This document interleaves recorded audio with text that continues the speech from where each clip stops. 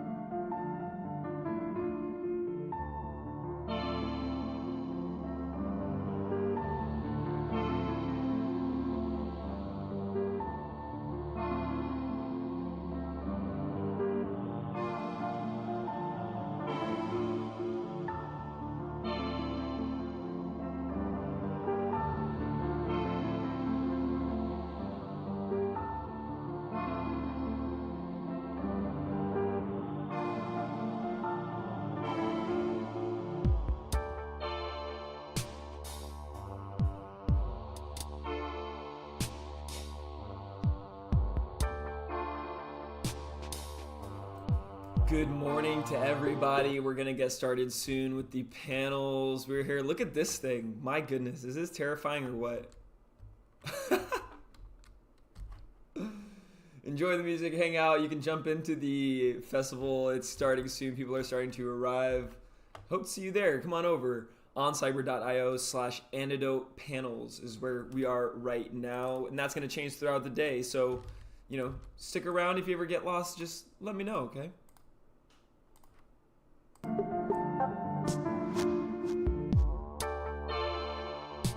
Oh, I see Primitive. I see Primitive is here. What is good, Primitive? He's probably terrified right now.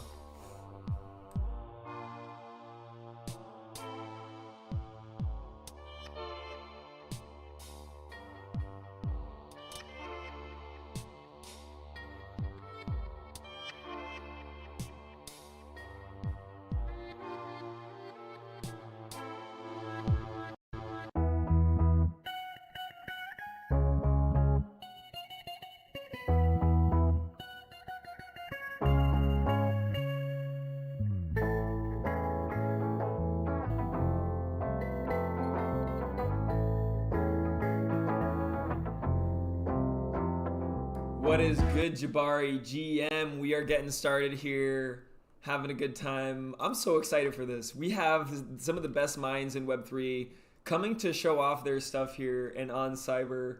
I'm just super excited. Hope your day's off to a good start. Wait till you see the outfits, the VRMs that we're gonna see here, just gonna blow your mind. If you saw what look at this thing. Jabari, hide the children. Tell me this is not mind-blowing. Look here. What is good, Shake and Bake? Good to see you.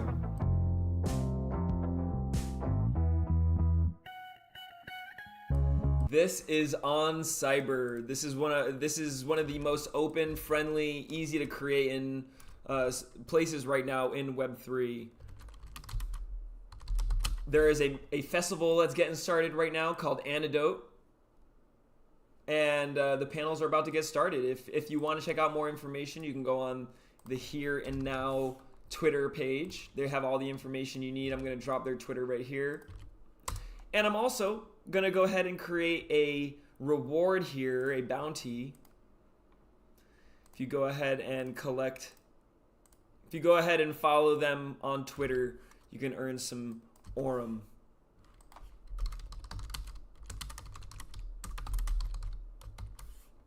Here, oops, here. I'm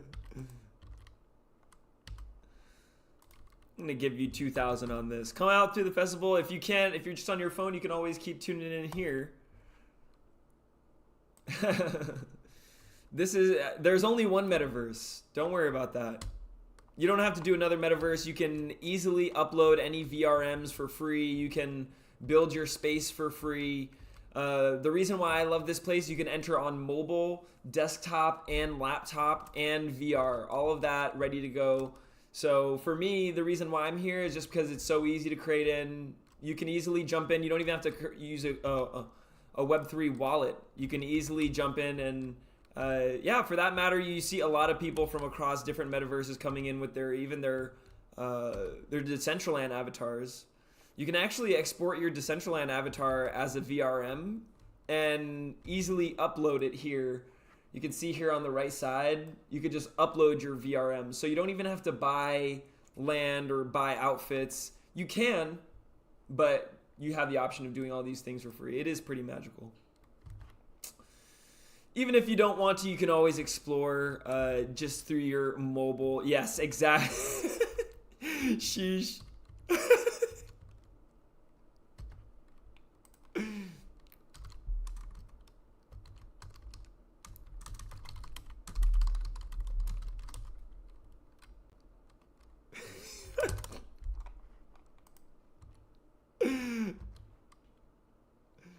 Yo, what is good? We got Fractillions. We got a lot of OGs here, folks.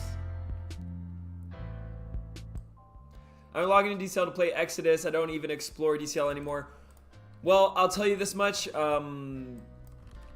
I felt the same way for a long time, Shake and Bake. I really did, and I really looked at it in a new way, in the sense of, you know, for me, it's about making relationships and being able to build. Oh, please have my seat. I'm gonna offer my seat to quitters.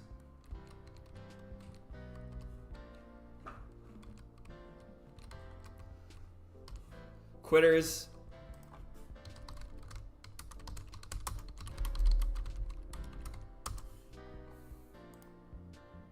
Please have my seat, quitters.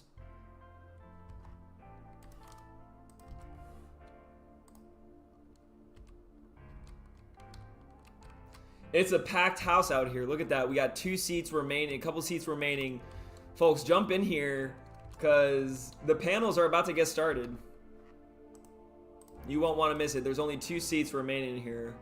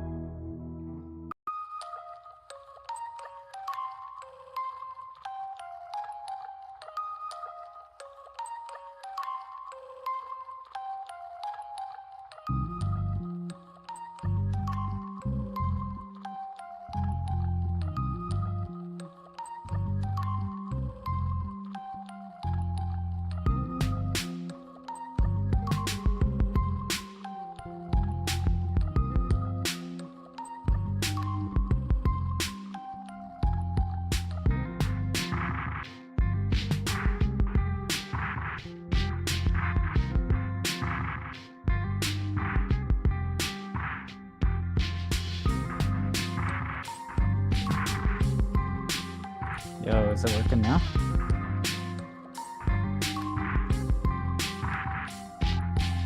Cool. Alright, well that's fun.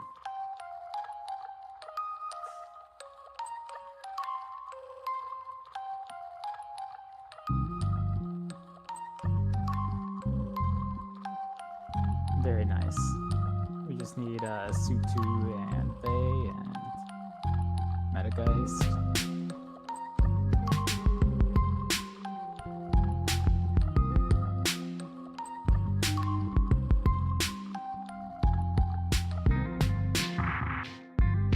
How many folks are in here? It says 30.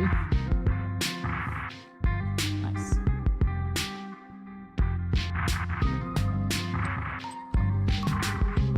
I do like how the avatar is animated when you're talking. That's pretty cool.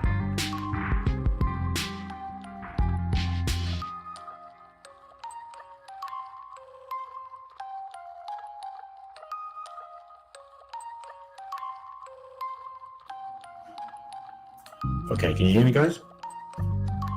Yep. Great. This is Meta, guys.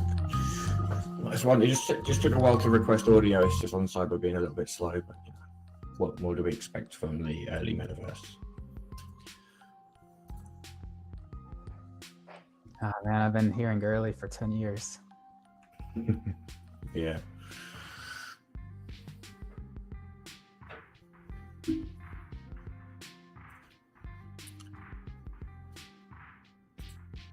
Hey, Fractilians.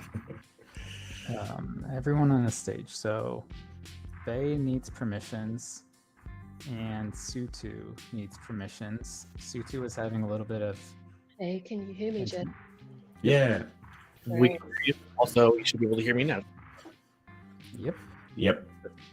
All right. That's exciting. We're making good progress. Wow, look at this crowd. Like I Yeah. said, this is the AR fashion show.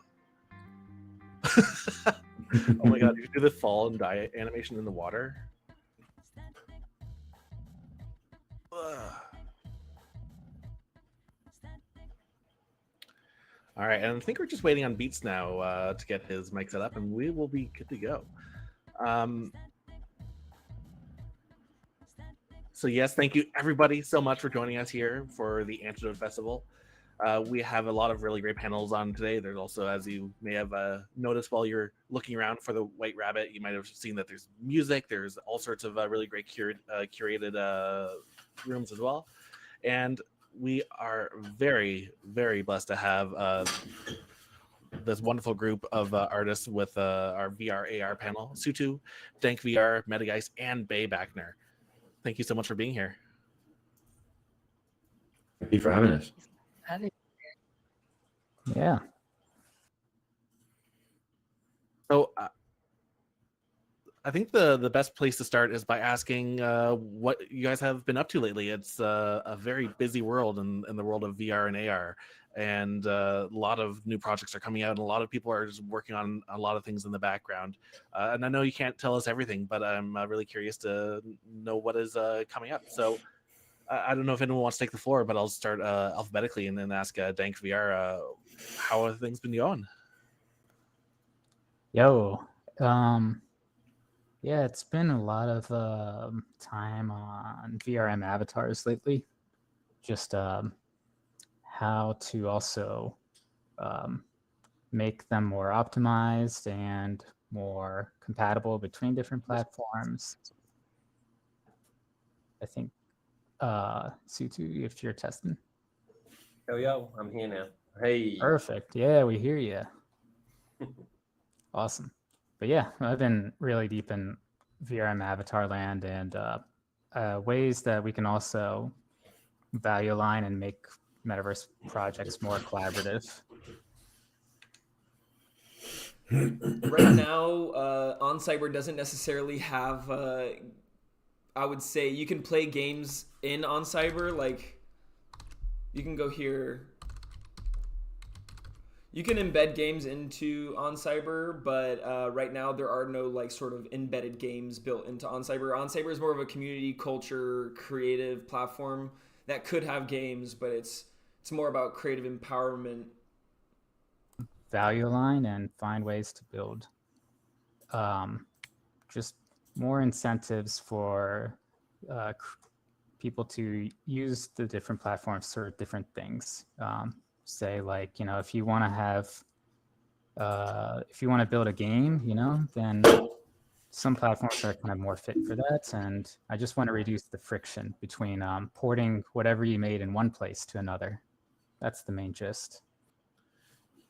When we were talking earlier, you're mentioning how you had to reduce the file size of your avatar that you're using right now from like 40 megabytes down to below 8 to work in here. Do you think that has a big part to do with it, kind of slimming down the process and making it more accessible for everyone?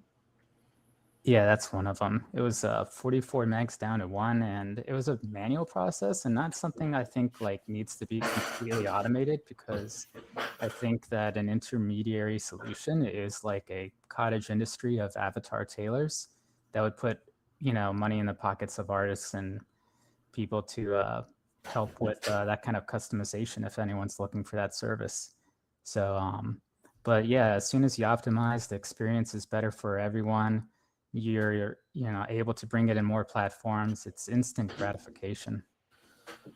That's marvelous. Also, we have other wonderful members of our panel I wanted to quickly get to. Bay, I guess that would be first, actually alphabetically, but what have you been up to? Hey, I'm doing a festival. So at the moment, I'm building a festival to launch in Decentraland, and I'm also curating Metaverse Art Week. So the kind of goal of that is to bring artists that have potentially not worked within VR and Metaverse environments into those environments and start exploring how we can kind of create these incredible immersive experiences and give artists free reign to lead how that's going to be. So it's a really experimental space right now. We've got 40 artists installing meter by 12 meter cubes in Decentraland. And then around that, we've got Beats is doing an installation. We've got people like Tang Poco, who's this incredible community builder coming out of Decentraland. She's doing an installation about community itself. So it's kind of getting a little bit meta.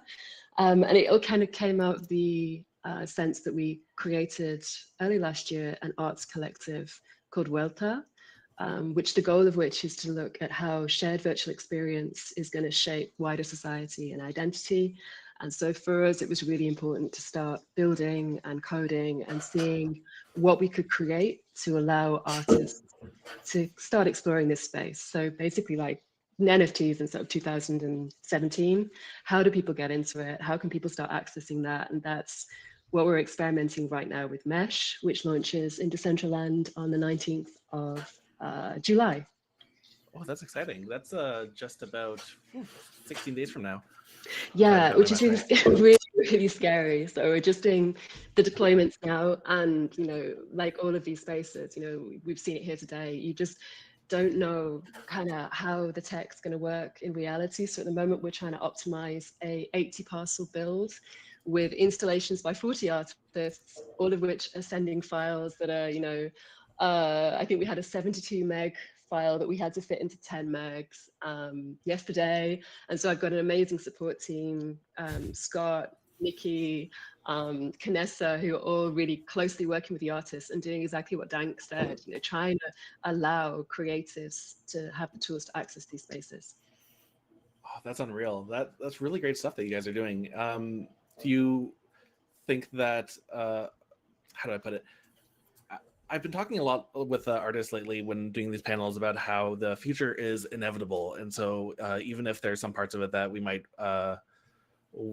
really want to push to make better, that's really what we have to do.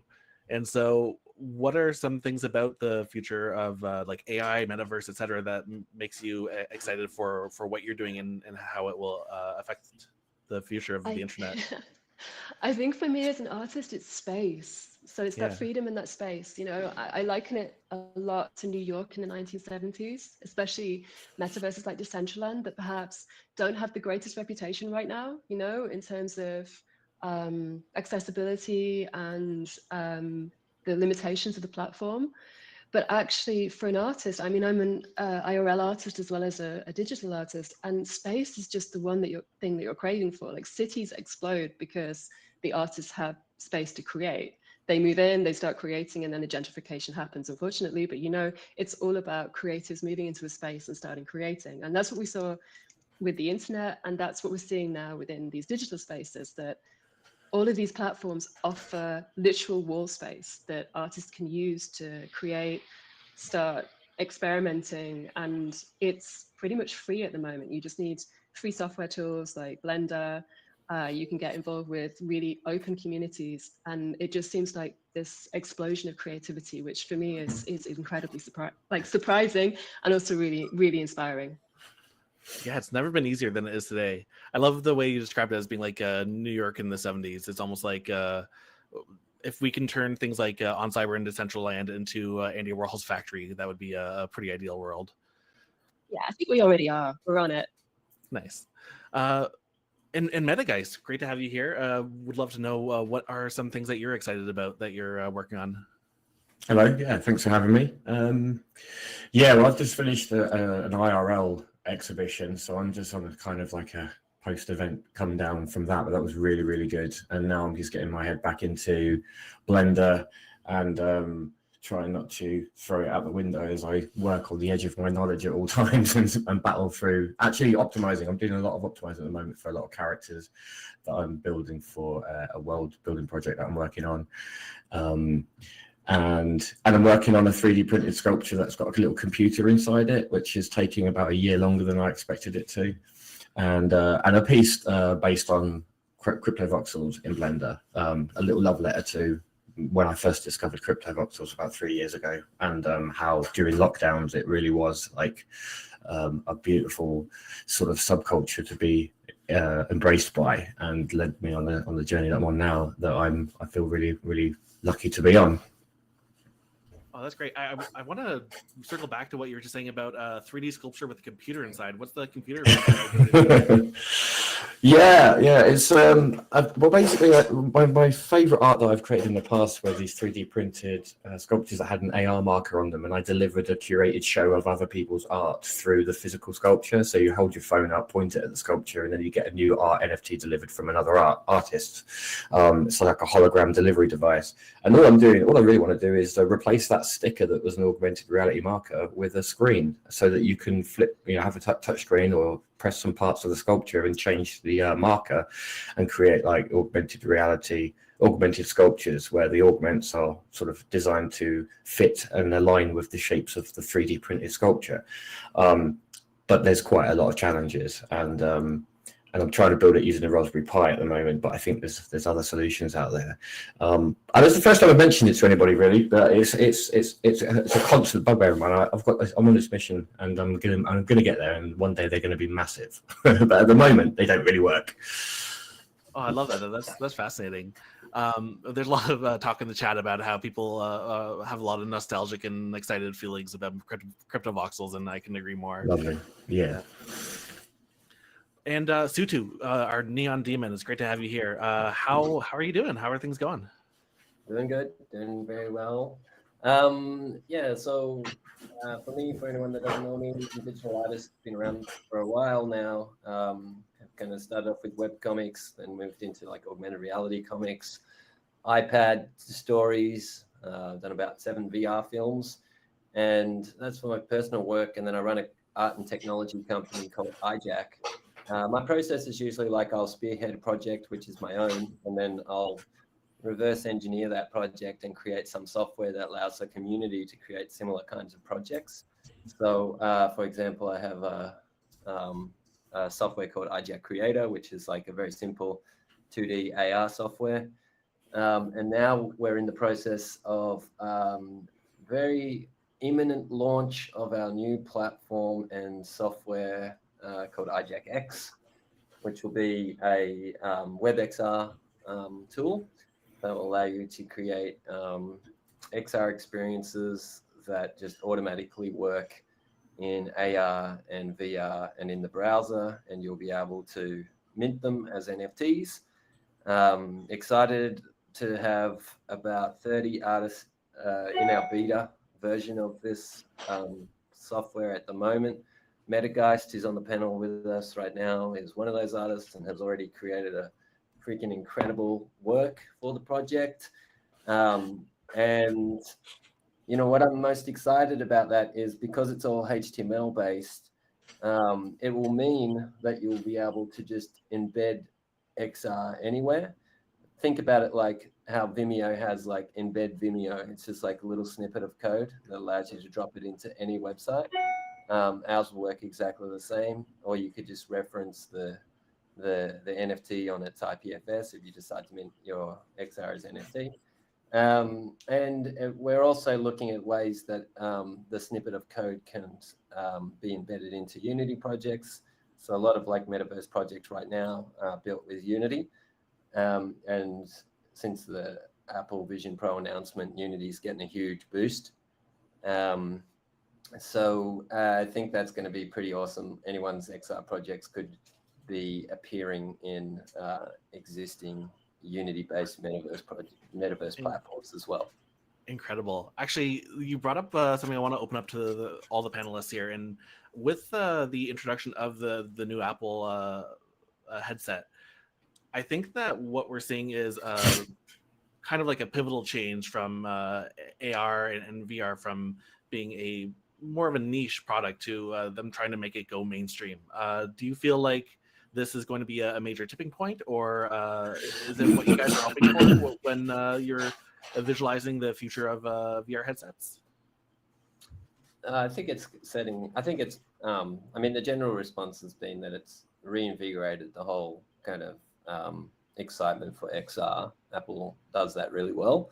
Obviously, the price point kind of makes it out of the range for majority, so it will still probably be an enterprise entry into XR, but it will certainly like spearhead a lot of use cases and sort of start to present a case for maybe more like adoptable, like mainstream kind of adoptable approach to spatial computing, where we're sort of mixing a lot more sort of 2D apps and experimenting with how to use those in our 3D environments, whilst then also transitioning into more immersive 3D space.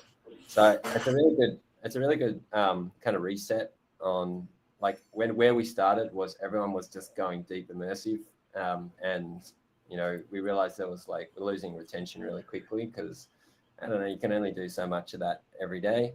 Whereas like when you have kind of like a more practical utilitarian approach where you're using the apps that you do use every day in this kind of spatial computing way, then it starts to sort of paint a picture of how you might sort of enter that Minority Report kind of future. And I feel like, that's kind of been really needed for a long time. Like I was kind of hoping that when Apple made that announcement, they just kind of came out and said, and this is the new MacBook. And suddenly you see that there is no MacBook there on a desk or anything. And they just put on a pair of glasses. Like that's the announcement that I wanted, because that's the sort of like getting, you know, we're going to get eventually to some lightweight headwear that just allows us to interact with our programs in space around us. We'll get there eventually. Yeah. Other panelists, how do you feel about this new tech? Bay, you were saying 100%. Do you have sort of high hopes for where AR and VR is going? Hey, of course. I think like all of us, we know it's early days, and obviously I think it's like given it that stamp in terms of wider perception. I think it's now down to everyone to sort of problem solve around how that works in practice. And what I really don't, I was in mobile phones, like back pre-iPhone. I was doing a lot of with open source software communities that were trying to open source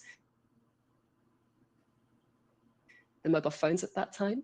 And what happened obviously is the iPhone came in and the open source phone community kind of disappeared and phones became these really closed environments. And I really, as an artist, don't want that to happen again in terms of VR and VR store and the experiences that people can design and then share. So I think people like, everyone kind of looking at standards right now, everyone looking at keeping the metaverse stroke, spatial internet stroke, VR open is kind of doing God's work. So yeah, everyone in that, thank you. And let's just try and keep pushing, not letting the the kind of closed vendors dominate the space again. Yeah, I would add to that, like all of those, like all of the headsets, for example, Meta, HTC, all are supporting WebXR right now. Apple has got WebXR behind a flag right now, but it's looking like it's going to open up next year. But I'm sure they're going to want to control it as much as possible. And that's why already we've got like a polyfill solution for iOS, which means even though iOS doesn't support WebXR, we use app clip that allows us to interpret all of the WebXR commands on native Apple devices, which means that you can just access all the WebXR content that's created through our platform on iOS. And like I said before, because Apple is supporting Unity projects, we're building this integration into the Unity apps, so there'll be seamless integration of all our content on our platform working in Apple. And the beauty of our platform is that our goal is to keep it open, as well as creators being able to create content directly on there. We'll be launching a developer marketplace where developers will be able to create new templates for other creators to use. So to think about it like a Figma widget model, and they'll be able to monetize their templates and help us like scale and open up the possibilities for content at a much larger rate than us trying to do everything internally. So just add that. Amazing. Think VR, you mentioned something about how the companies who tend to have a bit of a monopoly might be a bit spooky in terms of where the future is going. Can you kind of expand on those thoughts? Yeah, because they're like, Disney is a absolutely ginormous company, and they have a lot of control over tons of IP, and Apple and Disney just seem like the kings of walled gardens, and them teaming up is like this unholy alliance in a way that I'm a bit worried about, and how that might affect people who are trying to build open IP and the remix culture of the internet. That's kind of just natural to it, and the Apple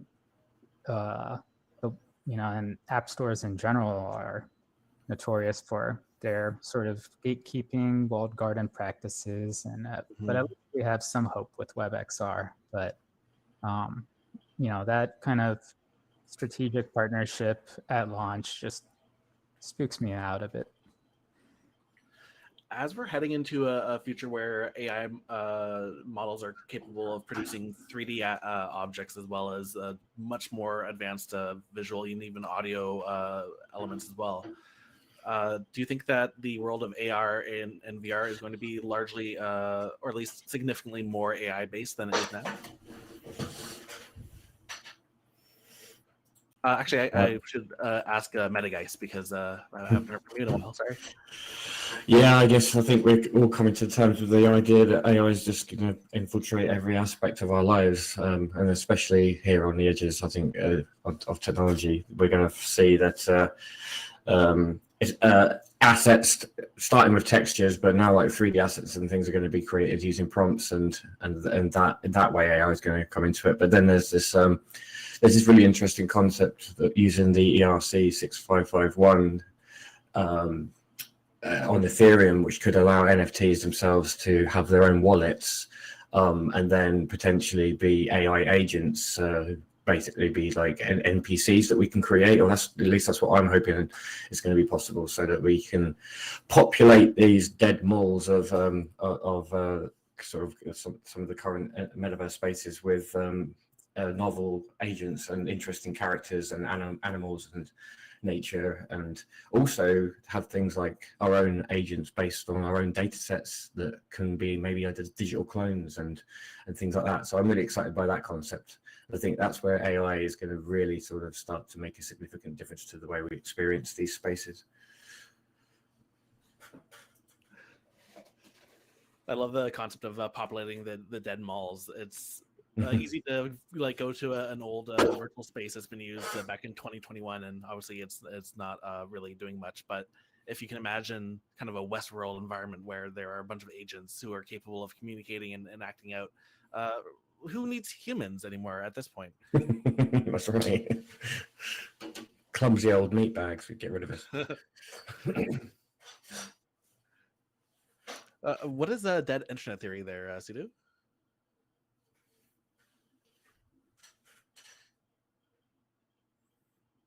That's just the idea of the internet being taken over by AI agents, basically. Like everything is a bot.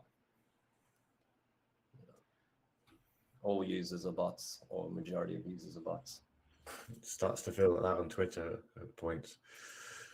You can read it. With VR, it's harder to like mimic a human because you got body language and stuff. You know, you could probably definitely tell for now that you're talking to a human when you're in VR. For now, yeah. Yeah, in Decentraland, we can't tell the difference. We've got cloning now, so you can clone yourself. Like Lastrom's been doing some really interesting work in an installation called Angstrom, which you can clone your avatar. So you can kind of then be walking around with your own avatar as a clone and then clone yourself multiple times. And actually, it's this freak experience, but you're interacting with yourself. And Decentraland is experimenting quite a lot right now with AI bots. There's one called, I think she's called Violet, that just kind of walks around and has become kind of a personality in herself. But I don't agree that we can use AI to start populating the dead miles. I think that has to be, it's just window dressing. It needs to be an actual community creating, sharing experiences, having meaningful engagement within those environments. And that's when it starts to be something more than just a 3D showroom, which, having talked to quite a few brands, is obviously right now brands are wanting these 3D showroom spaces. But when you start diving into the community, particularly in really thriving communities, like Hyperfi's got a great community right now. Decentraland has one that, you know, is just one of the most supportive communities you can build in. That's when it starts getting really interesting in what is possible in a wider sense in these environments for artists and creatives in particular, I kind of think. Right before we hop topics, I've just been like staring at those tubby cats over there, and it just hit me how I'm also as a sort of side project helping them out with the assembling of 3D tubbies, and it's a CCO project, and they 3D modeled 1,600 plus traits, and so it's kind of around the corner where there's going to be thousands of tubby cats that people can remix. But one of the things that I want to do with them is pets and companions, because I think that's sort of a great kind of use case for AI NPCs and vessels. And, you know, a lot of people already equate ownership with pets as a concept. So, you know, in terms of populating spaces, you know, I think sort of like this Pokemon Digimon vibe is coming up next versus autonomous AI agents, which there will be. But yeah, I think people having pets, kind of following them around different metaverse platforms is something I'm really looking forward to. And we have all the tech to put together now. And we're heading into a future where Tamagotchi is a very primitive way of looking at it, because as things can now learn and grow from experiences, they'll develop maybe it would be hard to say that they can have a Turing complete personality, but certainly more than we've seen in the past with any NPCs or AI characters. And I think that's going to again, AI is there's a lot of crossover with VR and AR, and it's exciting to see where it's all coming. We have just a couple minutes left. Well, we do. I just want to hear from you guys about, again, what you think your ideal, maybe a VR, AR experience or headset would look like, what you are hoping that your future will have.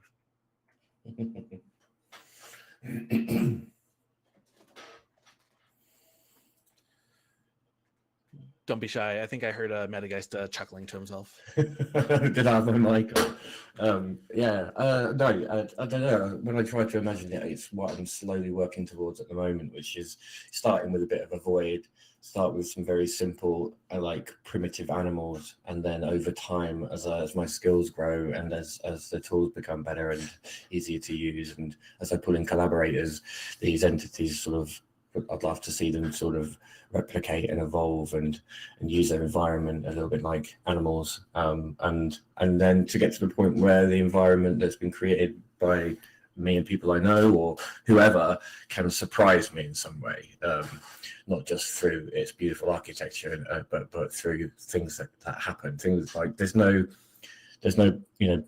little sort of background energy or noise or detritus or mess, or you know what I mean, like it's all very sort of serene and in the metaverse at the moment and in these spaces, and I just want to create a space that can surprise me and also move more and more away from the skeuomorphism of walls and floors and ceilings and stairs, and just be completely creative with what we can do with time and space and scale as well.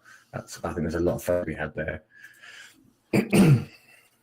Marvelous.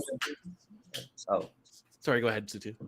Oh yeah, I'm excited. I'm excited about like geospatial possibilities right now with AR. So I don't know if people saw the Adobe Aero Google Geospatial integration recently. That announcement. It's basically Adobe Aero allows you to put like an address, like a Google Maps address, and it just pulls that block, that city block, or a couple of city blocks of the Google Maps generated mesh straight into Adobe Aero, and then you can drop your 3D assets directly over the top of the streets. And then you can publish and then go to those streets. It'll recognize the buildings and whatnot and map pretty precisely like the AR applications in and around the buildings. It's like a very intuitive way to create AR content in the real world. I'm looking forward to a future where we're offloading more of the compute from our mobile devices and head-mounted displays, and so that we can compute more and be able to have like fully immersive experiences designed in our physical environments.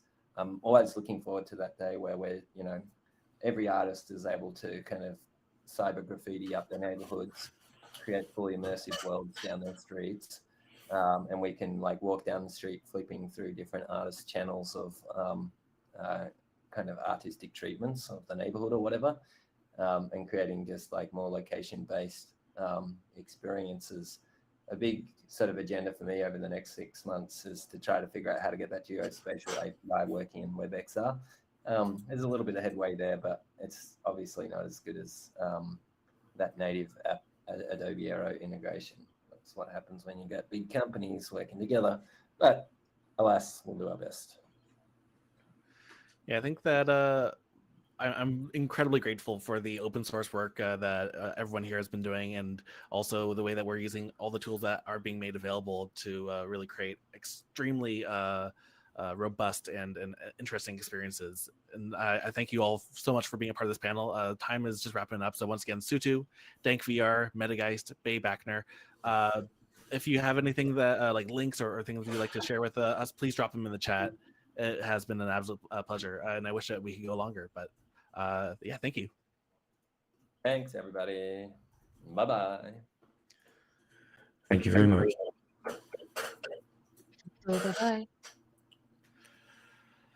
All right, in about 10 minutes, maybe a little bit longer, we'll be starting our generative experience panel with Zancan, Seth Goldstein, Vona Tao, and Ozzy.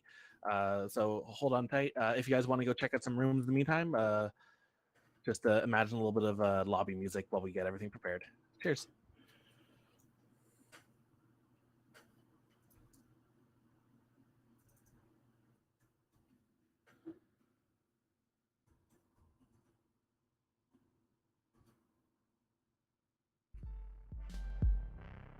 All right, there's a lot of stuff coming up. We'll be right back with the next step. Stay tuned.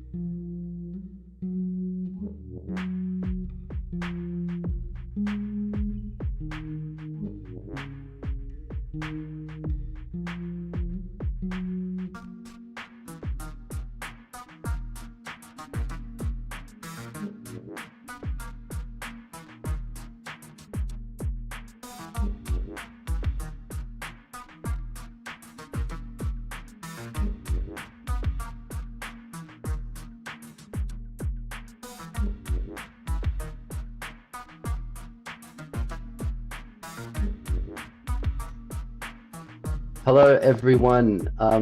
Right, so we're getting there. You know, we're kind of testing things out, and the first one we got there, and we had another space that people were in, and it was kind of hilarious.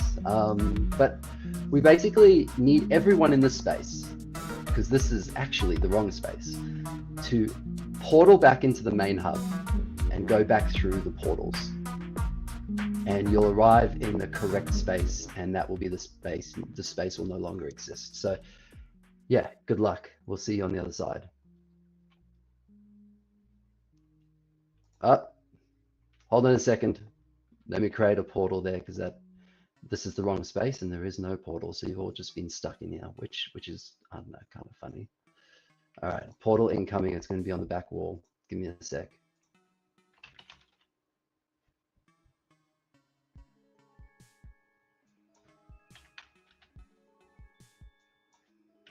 All right, here it comes.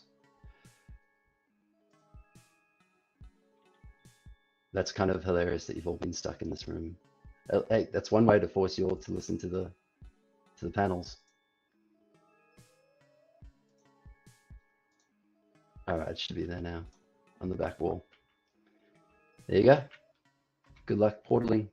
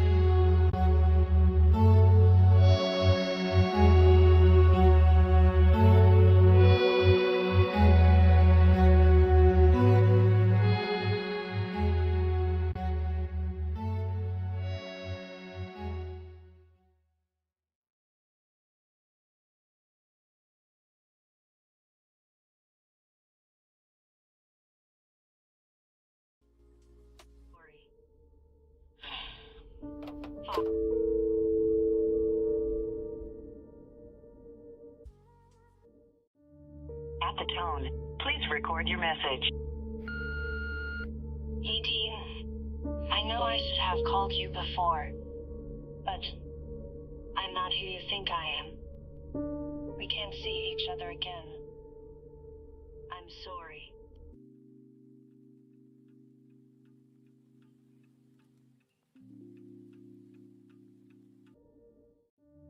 At the tone, please record your message.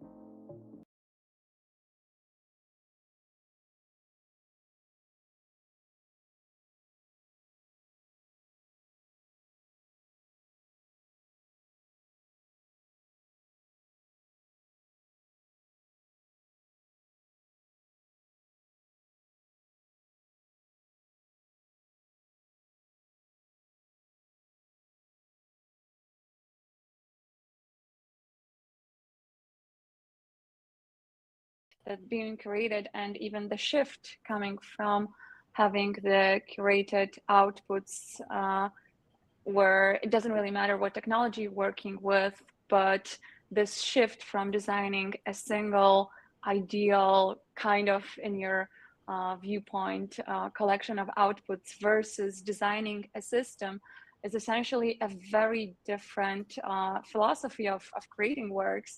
And I've been doing two kinds of projects, and whenever I start doing long form or not a long form project, it's a very different process. And it's a process in which you really have to think quite differently, because you don't really want to have this 1 in a million perfect outlier, but you want to create this almost an experience again that you will share with people minting. So you might think very differently about what kind of different visual outputs the mentors will get and the collectors will receive, but also you think very differently about the boundaries of what is possible within your algorithm. And it's truly fascinating to allow for this kind of freedom to happen and something very weird or amazing, and for the collector to be the first person to witness that. It's truly a magical moment, but also it's a very scary process where you don't really have this kind of 100% of control, and it's always a beautiful dance between control and accident. And because if you design a system that is capable of everything, so in the case of AI, if you just design a different mid-journey, you are no longer a creator, you just have something that is so random, so different, you have so many different possible outcomes to your system. But if you design the system that only has very similar outcomes, the collectors will also get bored quite quickly. And there is, from those two, there is of course a lot in between, and this is where the real creative magic happens. Love that. I like how you compared it with like AI tools similar to Midjourney. While talking to other AI artists in the past, I've often heard the description of it being more akin to a curatorial form of art, where you're finding a specific space that in a context of AI would be like a part of the liminal space, that has exactly the aesthetic that you're trying to curate. But also when you're writing the code, when you're trying to build a program, I imagine that there is a lot of work for both getting to the aesthetic place that you want it to be, but also trying to limit it so that the outputs aren't so diverse or chaotic that it's not what you want it to look like. Do you find you spend more time building the aesthetic or fine-tuning it so that it is perhaps exactly where you want it to be? Well, so in my case, that would actually be a bit different because I usually start with a general idea I like to explore. I'm not really fascinated by the visual aesthetics or by the perfect visuals, by the perfect images. I like to say that if I wanted to have a perfect photograph, I would just buy a ticket to Iceland. I don't really want AI to do that. But what I'm really curious to use those tools for is to use their augmented powers that are so much more capable than our human brains to be able to scan those vast data sets, or maybe not so vast, maybe data sets of just a couple thousand of photographs, but really scan them in a very different way than what we humans would do. And what happens is essentially what I would go on to explore. So I would then again use some curation, of course, to find and select the outputs that, in my view, tell the most interesting story. But it would be the story about this exploration. And for this exploration, you really need to design the direction, the length, the kind of journey you want to take, and the goal as well. And then, and only then, you would go on for this journey and see what happens, what AI learns from the data I'm feeding. It might also be different when you're training your models, but it does not necessarily need to. Because also with other tools, there is just so much avenues for explorations. And as long as you have a goal in mind, as long as you have a story you want to tell, I believe this is what would be the most important part. And then the aesthetics would probably come second. Of course, they're a very important part of the whole picture. But in my view, at least, I would say they don't come first. They might appear later. That's wonderful. Thank you so much. Trying to visualize sort of what a generative experience can be and then how to make an ideal one. I imagine a lot of people in this audience are here because they too are builders and developers, or people who just really like to know the theory behind it. And so we've got some really wonderful developers who are here to answer those questions. Seth or even Ozzy, what do you feel is something that separates perhaps a dull generative experience and a very exciting or a novel generative experience?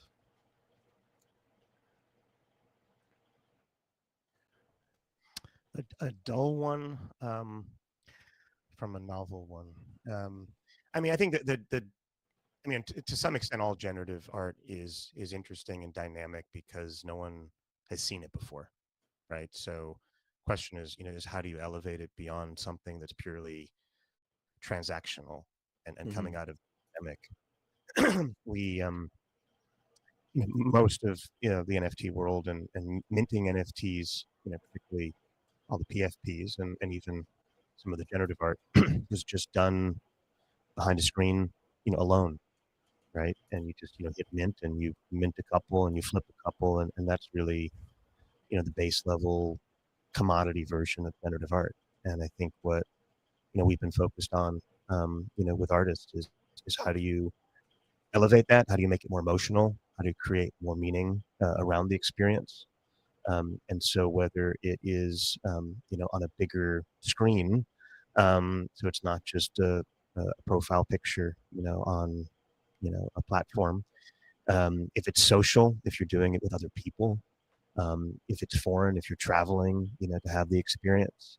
If there's music involved, as Zancan was talking about with FX hash params, if there's more interactivity on behalf of the user where you're steering the algorithm, and you feel like you're in more control. And so, for Bright Moments, when we've done, shows, as I said, in Tokyo, most recently, and the Zancan experience was in a classic wabi-sabi, almost like Zen garden, a historic Asakura residence that we're able to borrow from the Shibuya mayor's office. And there were no screens. I mean, there's no electricity, and there were very small screens that were inlaid into these wooden encasements.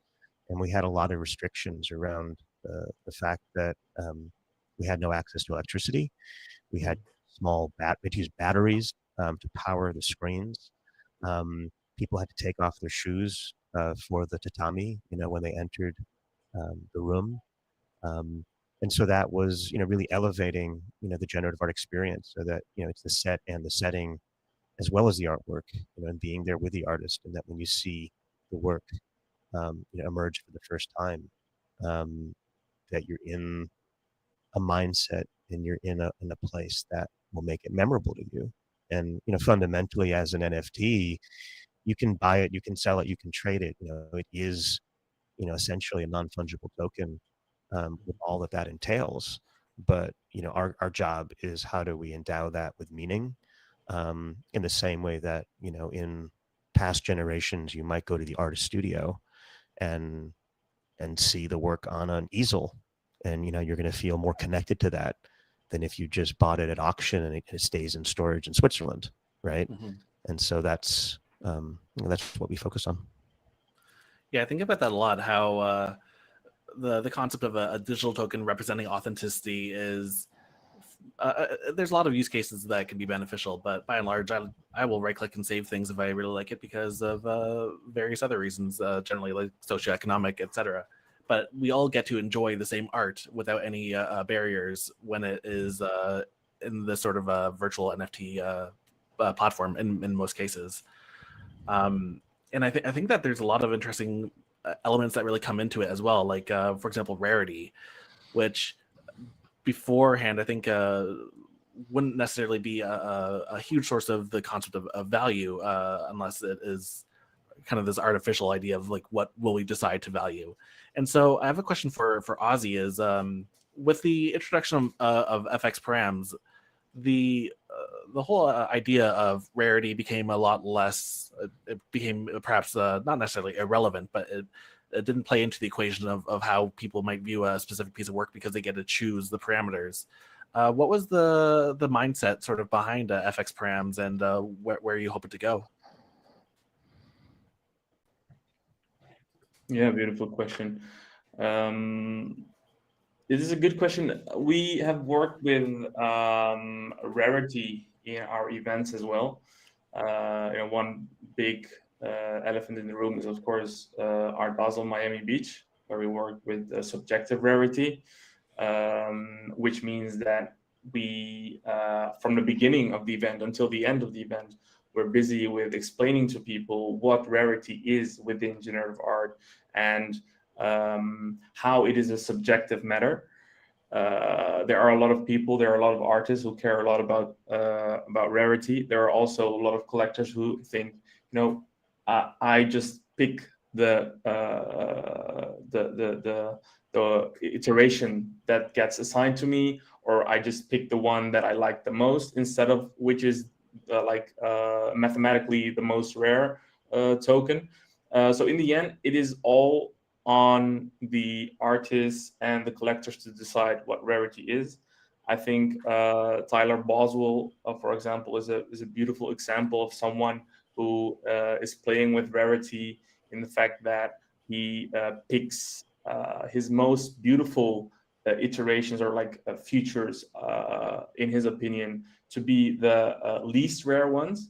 So the most rare pieces would be less appealing to the artist, which is also a beautiful creative way to play with rarity. And with FX params, this whole concept of rarity, of course, changes, because what happens is what we didn't expect, or what we didn't know, was what would happen if we would start FX params. Would people all pick the feature? Would people all pick the pink gardens? Would people all pick the most beautiful feature or the most popular feature, etc.?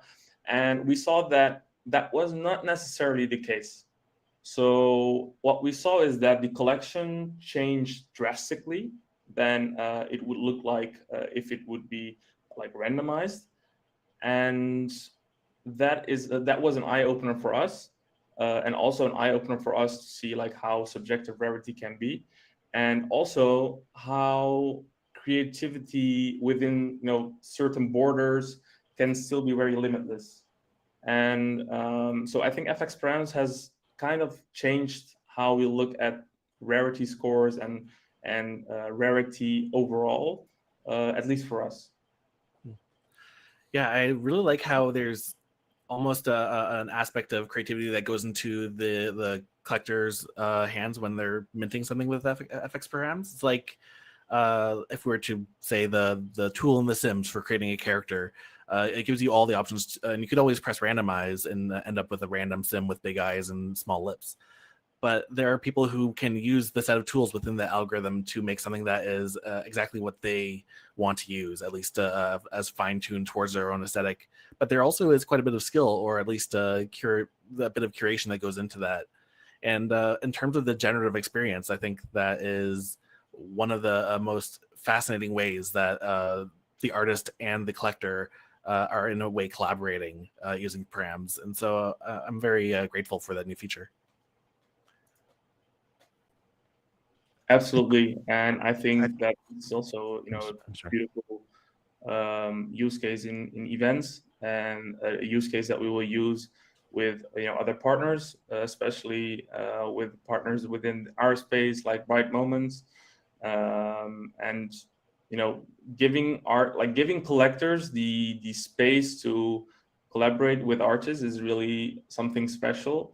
That's maybe also an answer to your first question, where in the traditional art space that wasn't the case, and we are really happy to be in this era where we can actually collaborate with the artists.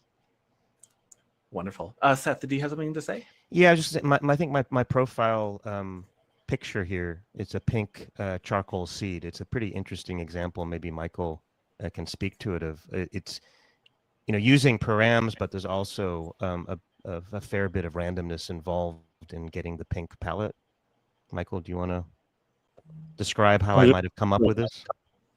Yes, for sure. The question of the rarity has been central in my approach to the params.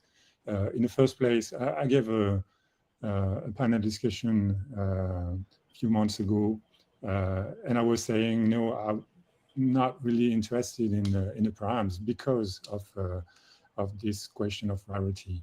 And also, it reminded me of every work I had done before the blockchain. Interactive works where there was always a user interface where people could interact with the piece. So I thought it was not something really new. But when I finally made charcoal seeds and made use of the FX params to their best, to their most, I did it because we found a way to have both the rarity still there and the idea of chance, and also full control over the look of the piece. And so charcoal seeds has a mix of both.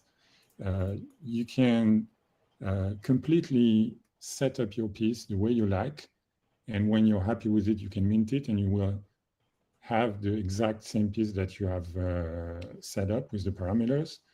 But if you want to have some of the rare features, which were some special formats, and also the rare colors like black and pink, then you could choose to run the dice. And so it was interesting because we saw that most of the people would try to get rare colors, so they would check that button to have the random background. And of course, when you run the dice, you're not guaranteed that you are going to get one of the rare colors. It could be one color that you didn't really want, but most people tried that chance. That's really interesting. And the parameters, I was absolutely astonished by what people could make with the parameters. I really understood the power of co-creation here, because some of the outputs are so strange and unique. I didn't even think that people would come up with such outputs. And also, I added some features, really some edge cases. Like you could remove completely the garden in the piece. And I was thinking that people would understand the algorithm better, but they were not going to actually mint them. But some of them did. So you have some very, very strange and weird outputs, and it makes the collection variety much larger and interesting. So yeah, best of both worlds, I think. That's wonderful. I am looking at the Here and Now collection of the generative art, and one of them is from Ivana, and it's the I don't know if it's what CLD CSMC stands for. Is it a Cold Cosmic, perhaps? No, but close. Oh, okay. Well, what is it? It is. Yeah, I guess I think we're all It's coming to actually terms with the interesting idea.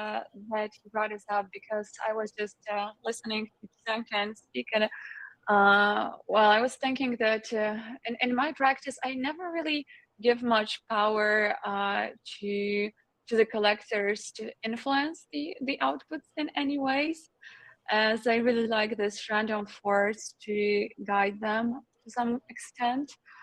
And the most of the impact that was given to collectors was with Here and Now experience. But it was very different, because there people could not really reverse engineer which of their choices influenced which of the traits. So there was, of course, some relationship, but this relationship was whether you take the left door or right door, how long will you stay in the room. Those things to me were very interesting to work with, as it really meant that you can influence, but you will never fully understand how you influence the force creating the work. And it was a perfect metaphor to, in general, using code and AI as a medium, where you never have full control to be able to influence every single pixel. I mean, if we want to influence every single pixel, we could just use Photoshop, but what we are not interested in that.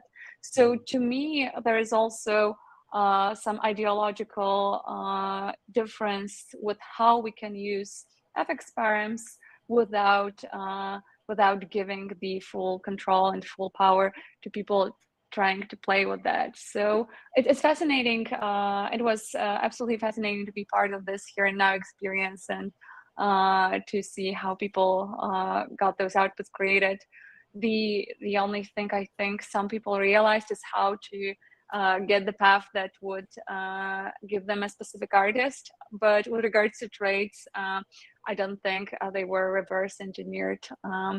But yeah, this is something that I would really love to explore in the future as well, to kind of have actual human traits maybe of people who are minting to influence what gets minted, but without their full knowledge. More like your behavior would influence that, maybe your preferences, but not in a very direct way. I found it absolutely fascinating. Yeah, it's kind of like a butterfly effect situation, especially with the theme of your project, with it being really post-anthropic or post-civilization, post-nature. The decisions that a person would make in this context does eventually affect the outcome of what comes in the future, which is this artwork, but they are unaware of how what they're doing is influencing the future. And I think that's a really fun way to look at how the experience isn't always directly hands-on when collaborating with an artist in this way. Yeah, absolutely. And the butterfly effect, I've not thought about it, but yeah, it would definitely apply here. So we're heading into the last few minutes of our panel. Again, thank you so much. This has been wonderful. I'm curious about what you're all feeling about sort of the future of generative art and what experiences you're hoping to see in the near future. We can start with perhaps Ozzy or actually no, Seth. Can you tell perhaps the people here what is something that you're working on that you're able to share, but also that you're really excited to talk about? Yeah, sure. We have, we're minting 10,000 crypto citizens around the world in 3 years. So that's kind of our overall roadmap, and we're 70% through. So we did the crypto Tokyoites in May, which gets us to 7,000 minted crypto citizens. And then we have 3 cities to go. And the next one will be Buenos Aires in November. And they're going to be Crypto Patagonians will be the name of the collection.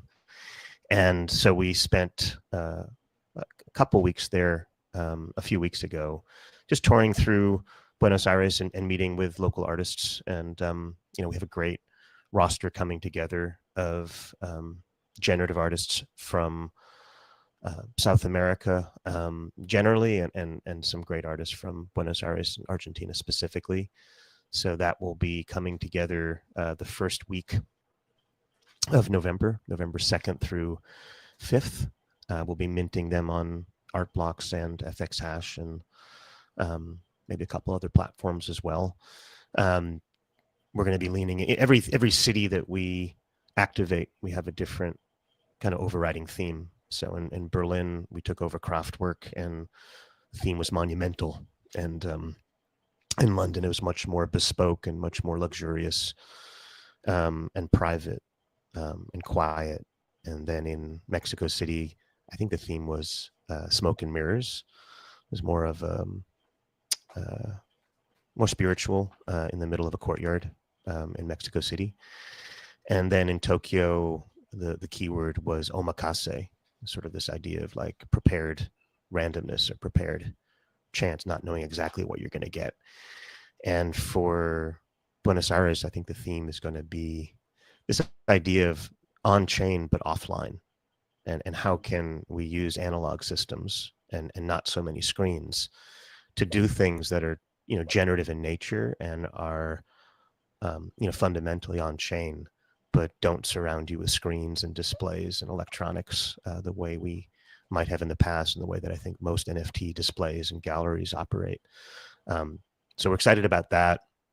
And we'll also be working with a really interesting artist for a special expedition to Patagonia right after Buenos Aires. So collectors who have that particular mint pass for that artist that we'll be announcing pretty soon will travel further south, really to the end of the world, to collect these works. And I think what we're playing with is keep playing with opposites. So Tokyo, as I think Ivana and Zancan can attest, really felt like you were in the middle of the world. Like we were in the middle of Shibuya, the Shibuya crossing, millions and millions of people, in a skyscraper, and it was just the amount of sensations and activations and energy was overwhelming. And so I think the kind of the perfect antidote to that is going to the end of the world. And the end of the world, as many people think of it, at least narratively, is the southern part of South America, where Chile and Argentina meet, Tierra del Fuego, Patagonia, Ushuaia. And so that's what we're leaning into. And every city that we go, we try to really stretch the dimensions of minting generative work and creating NFTs and experiencing it as artists and collectors together. So I think that's what I'm looking forward most to. That's awesome. And it's really great to hear that things are really traveling in this global context. I think as members of like the Tezos art community, we have an immense amount of thanks to give to the Global South for what they've done to help build things like Hicketnunk, etc. That's really exciting. Thank you for sharing. If there are any links that you think might be relevant that others might want to see, you're very welcome to share it in the chat here.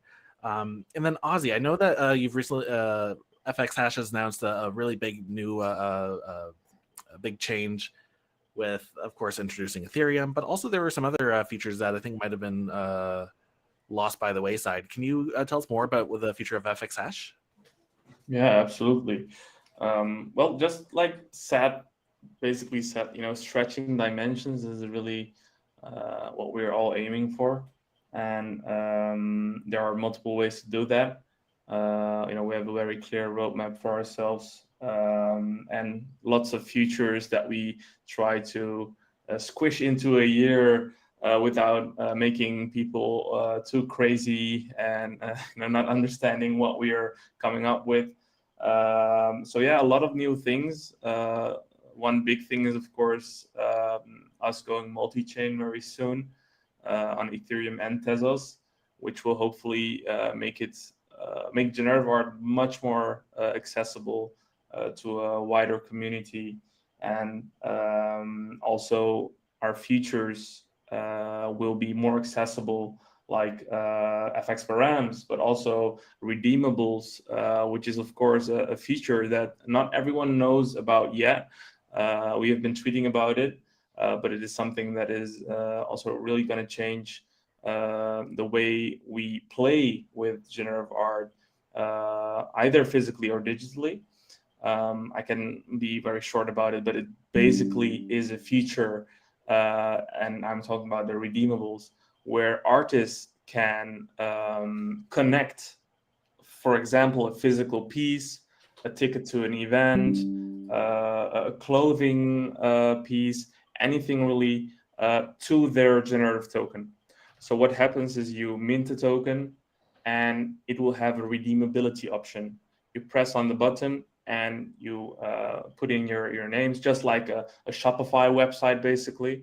And that will all happen on FX Hash natively, and that will send your data to the artist, and then it will start running. So all of the artists that are working on making their art a bit more tangible, more close to the collectors, or bring it to their home, it will all be possible very soon. Right now, it's more on demand, and soon it will be public for everyone to use. But those are all steps that will hopefully lead to the stretching of dimensions, like Seth said, and of course, great events like Bright Moments in Argentina. I'm already sold. Like after Seth was talking about the crypto Patagonians, about Argentina, it's really great to hear that there is finally events going on in that part of the world as well. So I think it's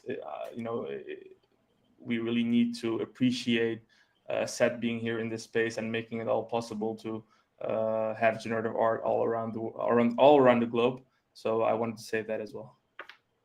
It's clear that we're just seeing the very tip of the iceberg of what generative experiences have to offer, and I don't think we could have had a better set of panelists than this. Unfortunately, we're running just out of time, but I would like to once again thank all of you for coming. Ozzy, Seth, Zancan, Ivana, you guys were wonderful, and we're very grateful to have you here.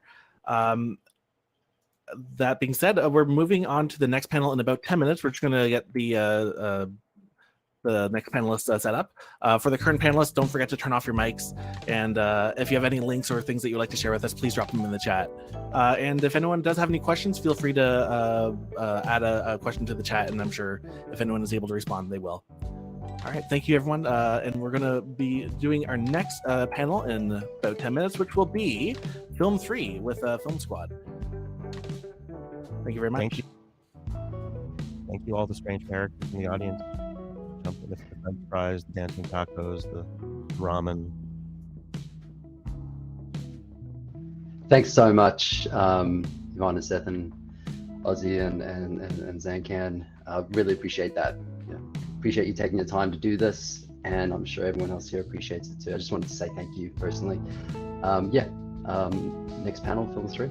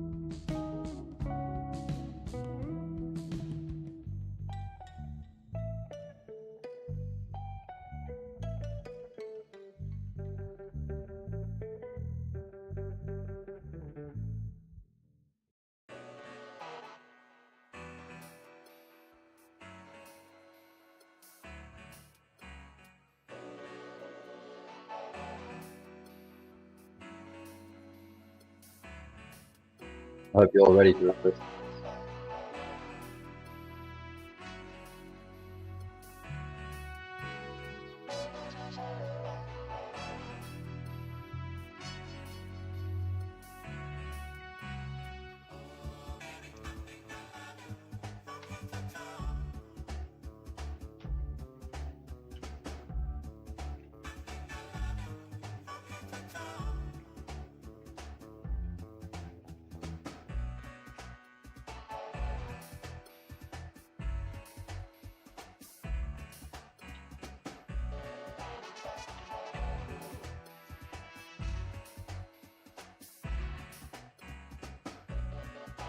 Around, there's a live gig going on right now in the Music Box, which is going quite well, and yeah, that's been an awesome space. Highly recommend checking that out if you haven't.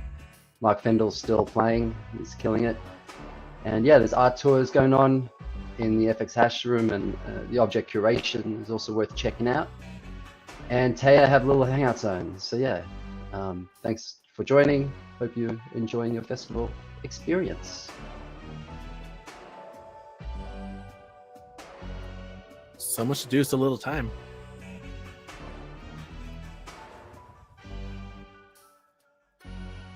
Oh no, Empress, you asked for it.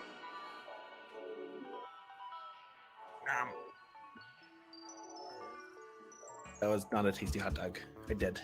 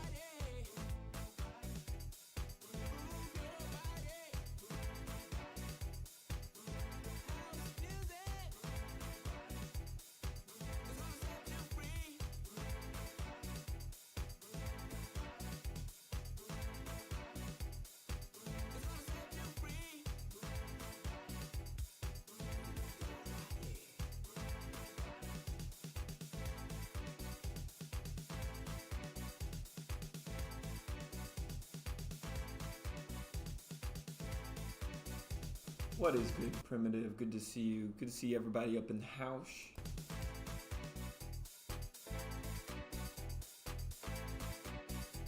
We're just waiting on the next panel to get started very shortly. In the next couple minutes, then right here we're gonna have the next panel getting started. Film 3. If you're in the film industry and you're getting into film, this is definitely one to watch. So stick around.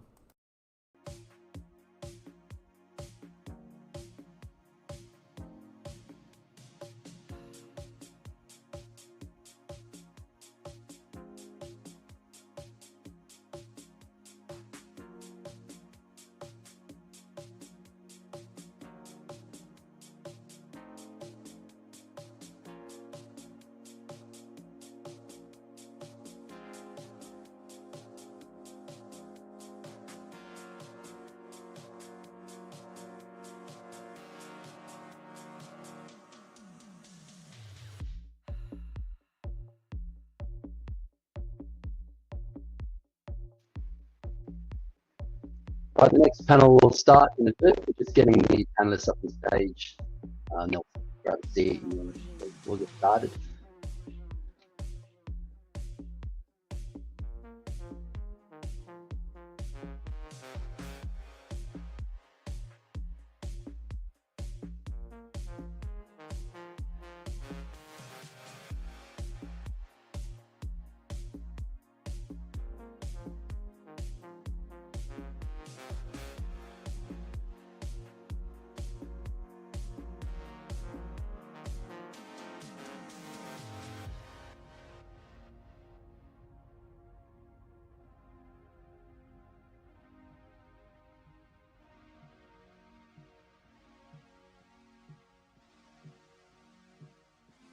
Mon androgyne. Mon androgyne. Mon androgyne. Mon androgyne. Mon androgyne. Mon androgyne. Mon androgyne.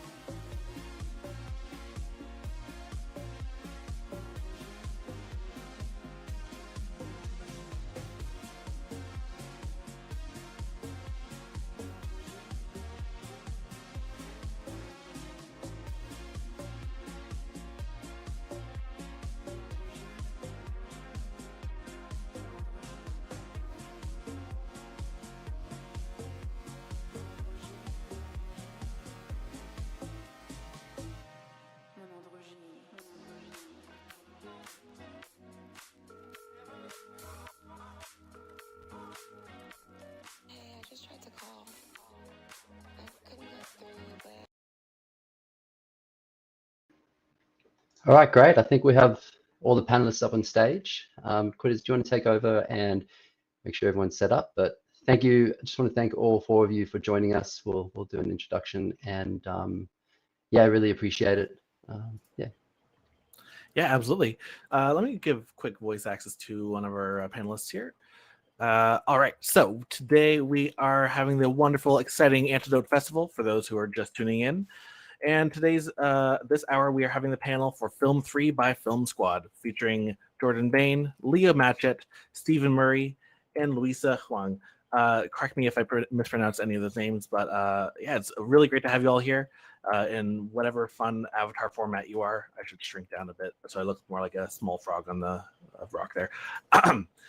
Yeah, really great to be talking about Film Tree. Perhaps if you want to each introduce yourself briefly, talk about your role, what you've been working on, and what you're excited about. Maybe we'll start on our left here with the Wrangler.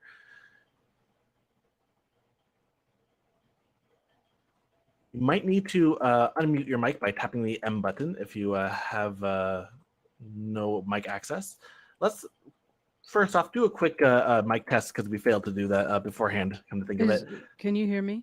Yes, loud and clear. All right, this is Jordan. So hey, Jordan. Yeah, I'll step back away from the mic. That's okay. Oh, and there we go. I see I had to accept a request there. So Wrangler, I just unmuted you. You should be able to now click the mic button on the bottom left there to gain mic access. Hello. Hi. Hey. Hello, hello. Oh, it's good to hear you. Huzzah, that worked. Oh, wow. This is great. Okay, my mic works. Mic check, mic check. Hello. Loud and clear. All right.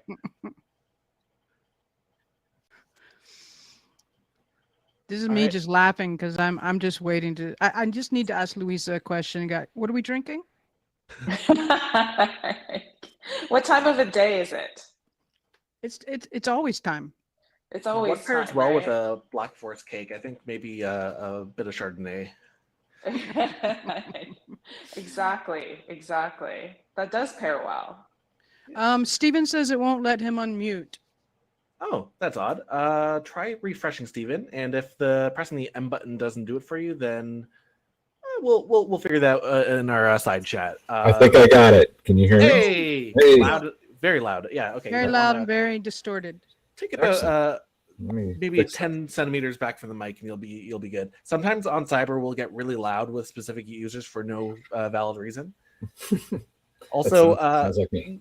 Yeah, everyone on stage has a fun name that's either a Ethereum address or a non, or in the case of, I believe, Lisa, we have the Wrangler. So maybe we should just go over describing who we are so I know who's talking. Check. Can you guys hear me? Yep, loud and clear. Hey, I just want to make sure I'm in the right place. I see you. In the mode? Like on the sort of circle, black circle? There's a stage over here. There might be someone who's just taking your seat, and you can sit on them like this by tapping the E button. Oh, that's someone just sat on me. Oh yeah, that was me. My bad. I hope so we can get out past that. Okay. No, you're perfect. Exactly where you should be. Okay, cool. Thanks. I'm gonna wrangle this. Are we all here? Yes. Yeah, I'm gonna let because I see you're trying to wrangle us, but we are all friends and we're used to just cutting up and fucking around with each other. So, Louisa, are you gonna introduce yourself? Birthday girl. Yes, I'm the one with the cake.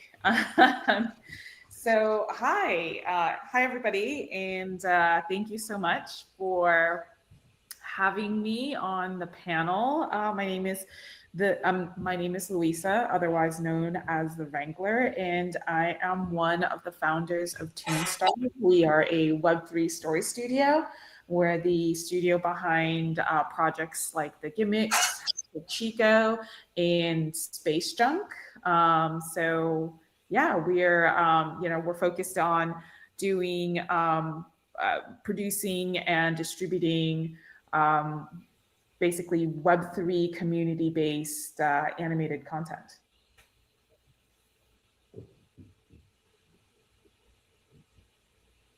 That's me. Great. I'm just going to take yeah, Stephen, go ahead. Stephen, go ahead and tell us a little bit about what you're doing here in Film 3. Sure. Yeah, my name is Stephen Murray. I am the founder and CEO of Bingeable. Bingeable is a company that I've been developing kind of in the background of my career in the entertainment industry for many, many years. We're finally just now coming out into the world. Our concept is that we allow the creators and their community of fans to become the energy behind the marketing of premium films and TV shows, where they market directly to their followers on social media. And then every time one of their followers either rents or watches or downloads the film or series through their social media channel, they get a share of the revenue. So it becomes basically a massive network of affiliate marketers marketing and selling movies directly to fans via social media. Cool, cool, cool. Thank you. And Leo, are you flying around? Yeah. For some reason, I can't get on the stage. I fly through the floor. Well, you just keep flying, and Yeah, and you can be the man in the crowd. You can be out there just mingling and talking directly to people. It'll be awesome, dude. That's who you are, man. It's not a So solid floor anymore for me. That's fine. I'll stand on this rock. I can. perfect. Can you tell these guys a little bit about Decentralized Pictures? Yeah, certainly. Thanks, Jordan, and good to see everyone and hear everyone's voice. As you know, usual, a great group here, and so thank you for having me. Decentralized Pictures is a 501c3 nonprofit foundation to discover filmmaking talent and curate content. We run a transparent democratic film fund on the blockchain, and our goal really is to provide opportunities to filmmakers that our community helps us determine who the most deserving people are. And so I'm happy to dive into that. My background is in tech and film, and I'm very excited to take this awesome technology and try and bring it to the next million filmmakers, and hopefully make some positive change in the independent film space. Yes, as you were already doing. Thank you so much. First of all, before I introduce myself and the squad, I just want to say thank you to Wide Awake Beaks and the Antidote Festival. This is super exciting. I know how hard it is to put something together, and this is just really exciting. And I'm so glad to see the turnout, and really happy for you. And thank you for including film and the entertainment business at large in this. For those of you who don't know me, my name is Jordan Bain. I'm the founder of the Film Squad, the Film 3 Squad, and we are the originators of the Film 3 movement, which has sort of taken on a global its own thing now. We started out in February 2021 just looking for like-minded filmmakers who wanted a better future for film, for filmmakers who wanted to remove the gatekeepers, who wanted to control our own IP, who understood that creator-led communities could be powerful as studios, as many studios. And a lot of different layers. There's so many things that go on to this, and this panel is an incredible group of thought leaders, and I'm so glad that they agreed to come and sort of share what they've been doing and building out this ecosystem. We've done 375 or 76 shows at this point, amplifying filmmakers and builders and thought leaders and people who are really trying to create the next wave of cinema in the entertainment business. And so while we have a short amount of time to sort of give you guys a sort of a 101, please follow these guys on the socials if you really are interested in film and cinema and entertainment, television, anything that's sort of filmed. We certainly are here, just so you know, to be helpful and to help guide you. So anyway, I just want to start this out kind of because we've done a ton of panels together, and I want to just ask each of you, and I'll start with Louisa, because I know you have a background in Hollywood. What was it that brought you into Web3 and co-founding Toonstar? Yeah, I mean, so that's a great question. I'll try to keep it brief so I don't ramble on about this. My co-founder and I met at Warner Brothers, and prior to Warner, I actually spent over a decade at Disney, and he spent time at both Warner and DreamWorks. So we really had a chance, to to take a look at like the inner workings of these really, really big studios and got to see how, you know, how the sausage is made from inside these big organizations. And the thing that really struck us was just how much content, how many ideas really just never see the light of day. Things get submitted, they sit in shelves, they sit in drawers, they sit on, you know, stacks for forever. And the opportunities are really just not quite there for those people who aren't necessarily insiders, right? Who don't have connections, who don't have, you know, resources. And so much of that then becomes just like this gate, this like, you know, gatekeeper sort of like situation where really great stories that you know, kind of matter to the world, and also storytellers who are really more of a reflection of how, you know, what the, you know, the demographics of the, you know, world or country is like. They just don't have the opportunity to tell their stories.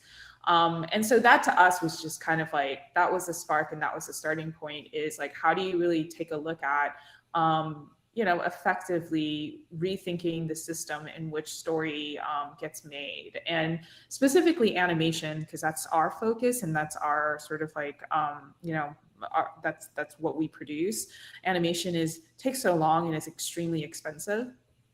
And it takes a long time, and we really had to rethink, like, how do you produce animation in a way that is more accessible, that you know, reaches the audience at a faster pace, and also, you know, is going to enable storytellers to be able to use animation as a medium where they previously felt like it wasn't necessarily accessible because it was too expensive, or that it, you know, took too long. So I'll stop rambling now. But No, it's a good ramble, because I think you know, you hit on a lot of the reasons why I'm here as well, and I know a lot of the people that are in the greater Film 3 community, and even as, you know, artists that are in the Web 3 community.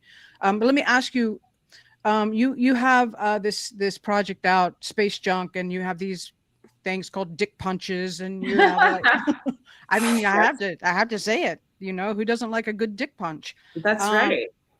So tell me how you engage your community, because I think that you know, is such a big part of Web3 and Film 3, is the community, and you do it a little bit differently, I feel like, than a lot of us.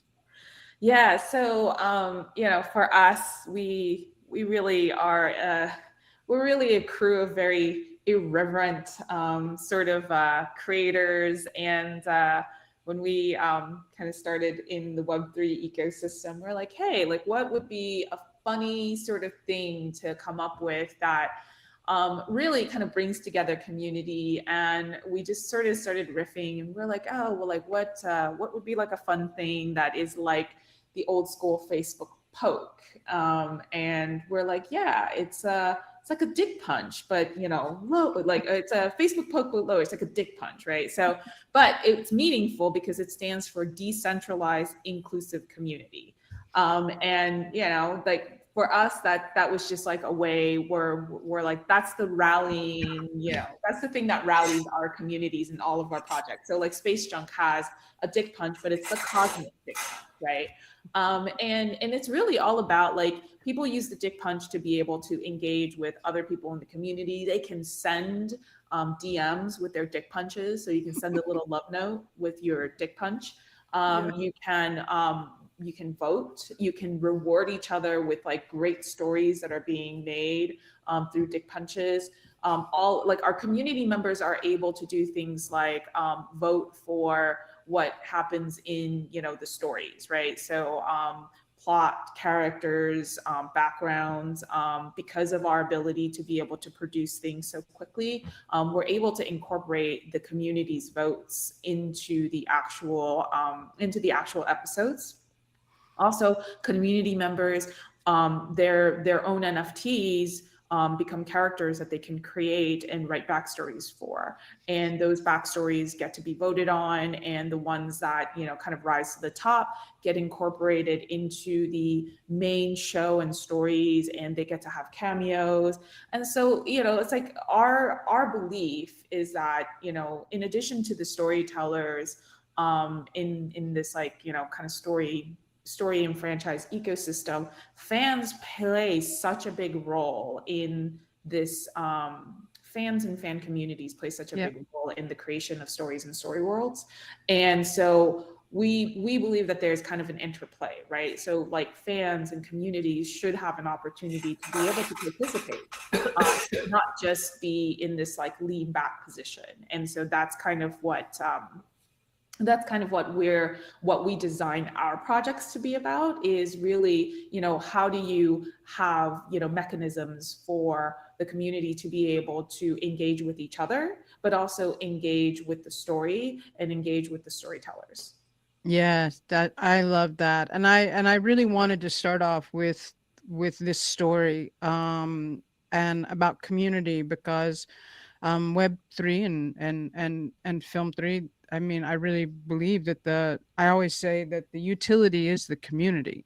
And so to build off of that, and we're building, you know, we're co-creating in this space together, makes me now want to, because we don't have a lot of time. It's like I said, this is sort of a Film 3 101. Sorry, Louisa, you're killing me. That's hilarious. The next thing, of course, that filmmakers are always most concerned about, whether it doesn't matter, storytellers, if you're trying to put something on film, whether it's television or an animation or whatever, you're always wondering about the financing and how are we going to raise the capital or the equity that we need to tell our stories, whether it's $500 or $500 million. You know, that is the game, and it's an expensive art form. So one of the things that I most admire about decentralized pictures, and what Leo has been doing, and it's, you know, it's incredibly ambitious, is finding ways to help filmmakers get their films financed. And so, Leo, I'd love for you to speak to that, if you and let people know a little bit about how you utilize community as well, and how you guys come up with these amazing grants and things to help filmmakers along. Certainly. Thanks, Jordan. And Louisa, that I love your project, and the whole dick punch thing is just awesome. So kudos to you. Super cool.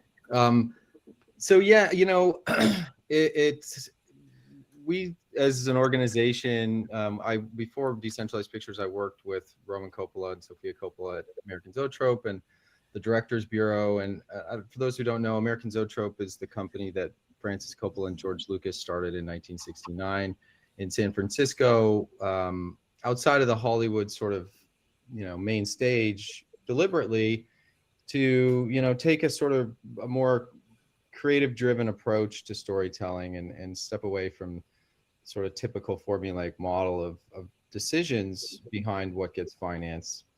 And Decentralized Pictures has grown very much out of that same ethos. And you know, having some experience in blockchain, when we started conceiving this project, it only felt like the right thing to do to make it a 501c3 nonprofit, because, you know, with a decentralized network, no one really owns the network. And we thought that the entity itself, you know, this is pre-DAO sort of existence. Not the original DAO, but like sort of the wave, and a ton of new DAOs popping up all over the place.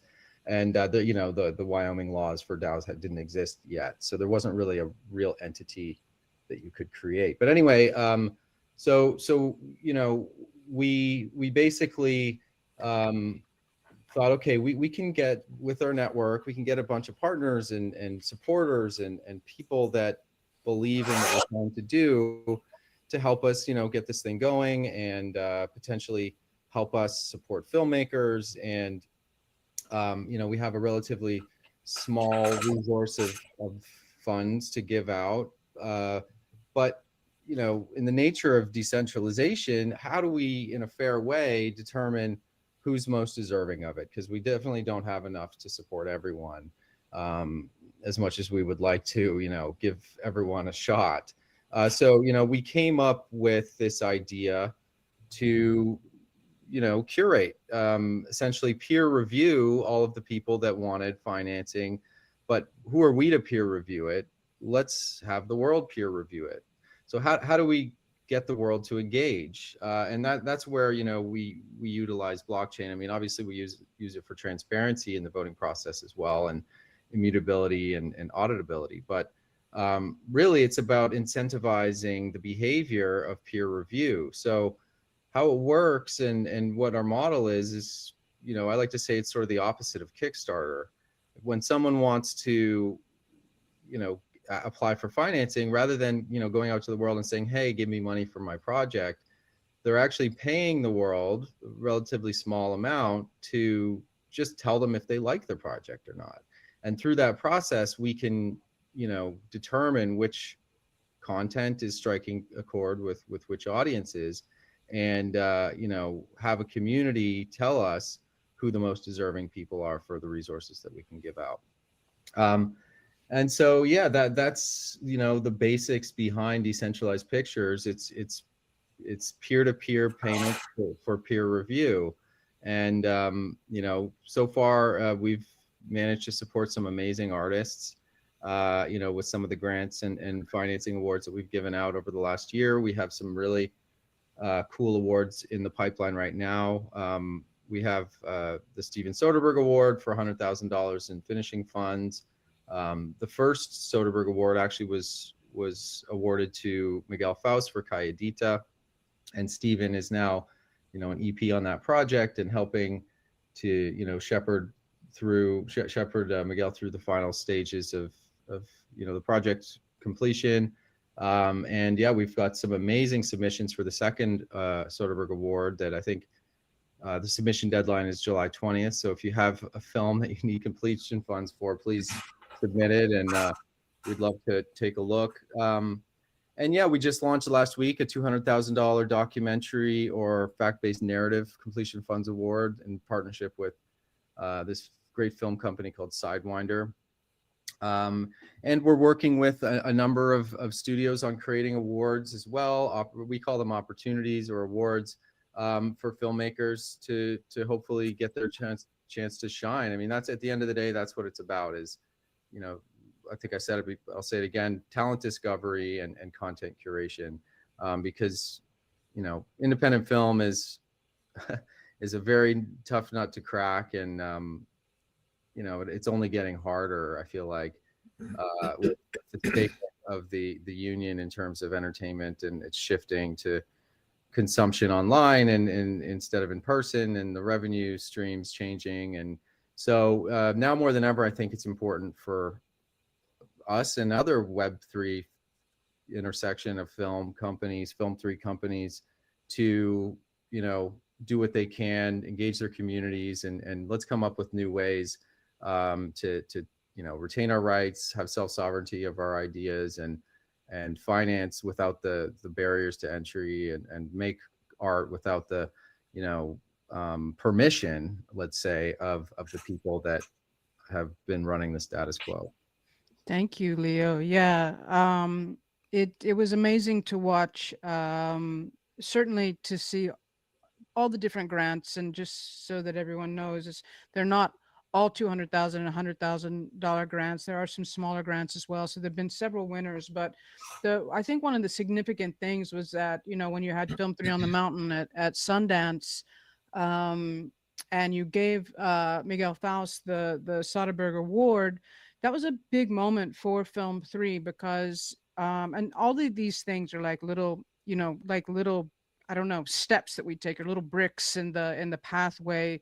But each little moment like this helps us to basically educate or get exposure for this movement, for to get filmmakers. Because one of the things I'm always saying is that how come the filmmakers aren't just like beating down the doors of decentralized pictures, because literally you're just trying to give money away.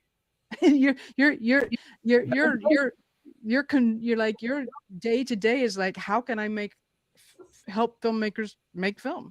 Yeah. No, And it's it's beautiful. an interesting thing, right? You think there would be a flood of people. I mean, Sundance gets what, 10,000 submissions of films, and yeah, I guess one other sort of, as you talk about bricks or notches, the first film that we financed was a documentary in partnership with the Gotham Film and Media Institute, and it was a huge moment for us. It just premiered at Tribeca a few weeks ago, and it was actually the first film to sell out all the screenings at the festival this year. So we're very proud of that, and the filmmakers that we worked with were amazing. And it's just one of those things, like, people in the industry have said, I mean, and I've heard this from numerous people, and sorry for taking up so much time, but basically, people don't know what they want to see, sort of the sentiment. We have to tell them what to like. We tell them through advertising, and it's always been that way, and it will always be that way. And, that kind of pissed me off and was part of my drive behind this project, is like, arts truly shape culture, and people do know what they like to consume, and should have a say in what gets created and what that art is that, can potentially help to shape culture. yes, I couldn't agree more. And I mean, but if I started to wax on about that, we'd all be here for the next 4 hours, because we can all talk. But it's important. And so, thank you for sharing that. And I hope that some more filmmakers start jumping in to decentralized pictures, because there are grants, and it's amazing work you guys are doing. And what I want to build on here is something you said, which pissed you off, and I can understand, because advertisers and marketing shift culture.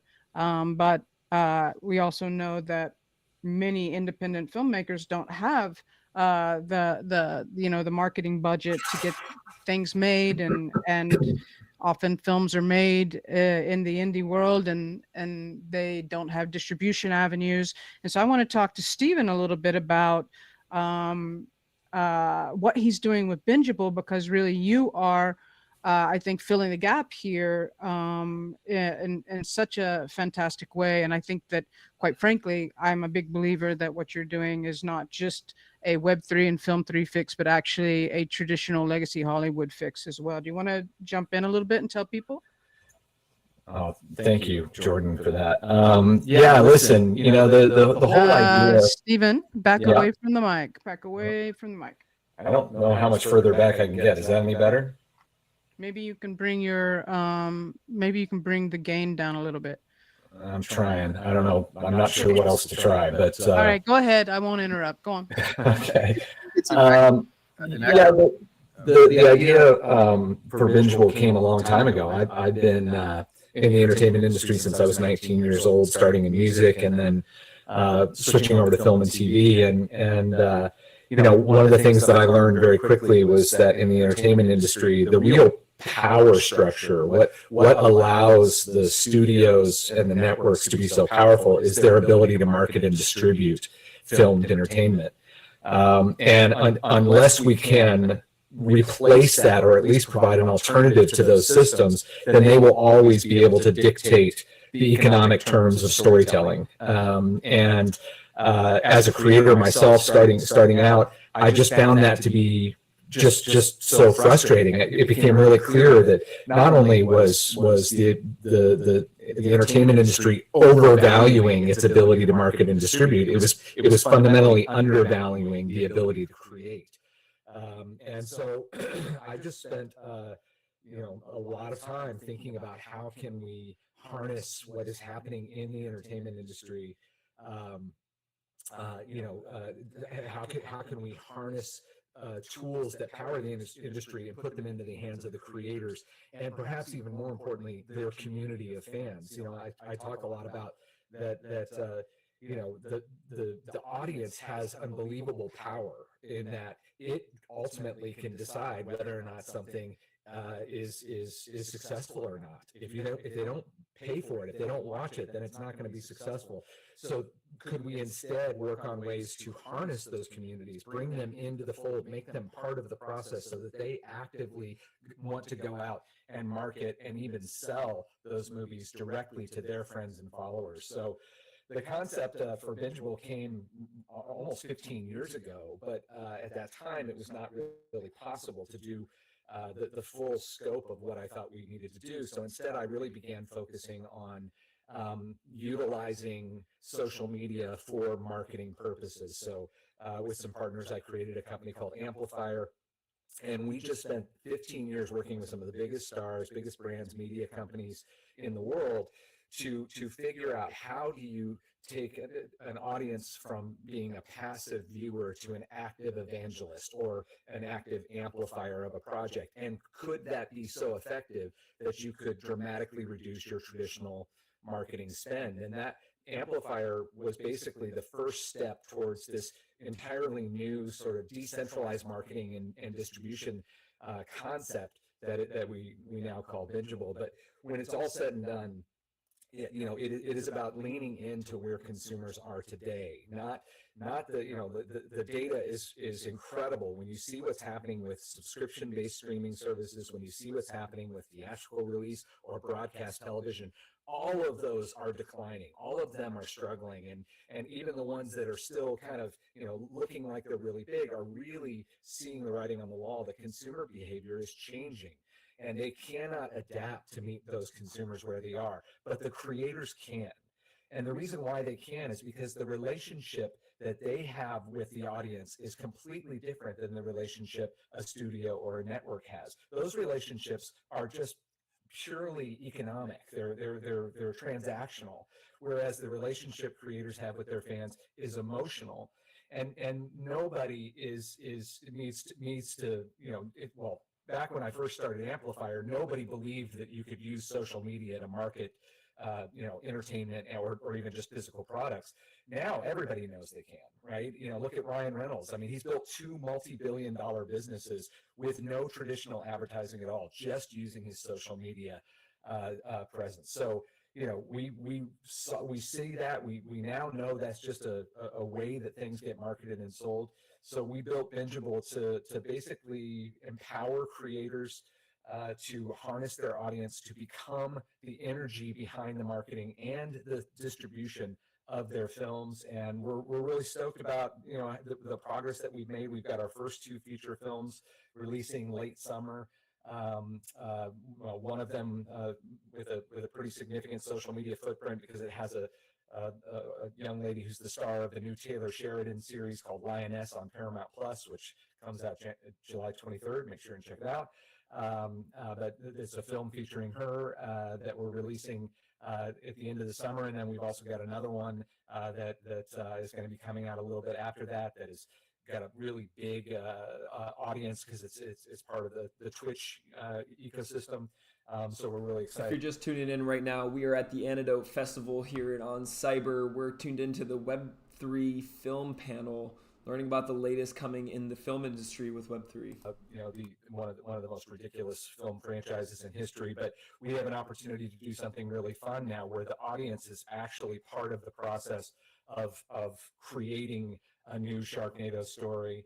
And that's all happening. We're doing the official announcement of that at Comic-Con in a couple of weeks now. Just a little. So we're getting an announcement a couple of weeks before Comic-Con right here, folks, giving you that alpha. Show people that you can, by empowering your audience, you can replace the traditional systems of marketing and distribution, and that at its heart is what Web3 and Film 3 represents to me. It's about shifting the balance of power from the systems, the studios, the networks, to the creators and the communities that they build, saying that we value the creators and their community more than the pipes that deliver their work, and Bingeable was built to fulfill that vision. Amazing. I never tire of hearing this, and I know I've heard it 10,000 times. And yet it just rings so true, and I think that that's why a lot of us are here in Web3 and Film 3. We are looking and we want to be a part of the creator economy. We want the creators to receive the majority revenue of the work that they do, and get the people that are building off of our backs to take a lesser role so that we can have sustainable living and to thrive. So as I said at the beginning here, that this was going to be a 101, just because we, this is a lot. It's a lot to put in 100,000 hours of information that we've been chatting about over the last kind of 2.5 years into 40 minutes. So let me just sort of wrap some things up here a little bit. Film 3 is an aspiration. It's what we are all in here trying to build, and for me, Film 3 is the entire and entertainment. If you use a camera and you're filming something, um and then this is sort of part of the whole thing. So it's an aspiration. We are trying to create a better future for creators, and we're exploring, and we're out here, trying, helping each other, listening to each other, advising each other, celebrating each other's wins. It's an incredibly generous and supportive community. So I want to say, if you want to if you want to know anything about the Film 3 community, or if you're a filmmaker or you're a creative and you wanted to get into film, there are a lot of film people now that were, let's say, a housewife in Canada in her 60s, that didn't feel that she had her place in the world, and she found her place in the world because of community. And now she is a part of a community called the Coders Room, and is doing many things, where she's writing. People are getting opportunities to write. Their little those pieces are being shot into made into little short films. I mean, there are so many things that are happening. So I want to encourage you, if you're curious, to please come. Because we really talk about creator-led communities. We talk about bridging Hollywood, which is what Toonstar is doing so incredibly well. Bridging Hollywood, from legacy Hollywood to Web3, to financing, to minting your work as a digital asset, as an NFT, which is something that I did in January 2022 with Red Flags. I minted a motion picture, as a piece of fine art. We're talking a lot about how we're building out marketing and distribution, so that there is a place for the audience to come and see the work. It's important, because I think that each creator-led community, whether you are, especially if you're an underrepresented community and you have these gatekeepers come and say that you didn't have an audience, we in Film 3 are proving that to be untrue. There is an audience. The audience just has to find you. They just have to know that you're there. So I want to leave you with a couple of thoughts, and then I'll go back around to the panel. But think about it this way: if it's a creator-led community, and again, very specifically, what Toonstar is doing, for instance, and they are the community is actively engaged in helping them create their IP. And let's say that then you are a creator-led community, and you can engage your community. And let's say they help you finance the film or whatever it is that you want to do with them, and then they become your built-in marketing, because they have skin in the game. They care about what's happening. So now you have an amplifier inside your community, and then when you're ready to distribute, you have a built-in audience. So these are the things sort of that we build off of, this idea that if you have that 1,000 true fans, that you really do have a community, and you as a creator can make a sustainable living.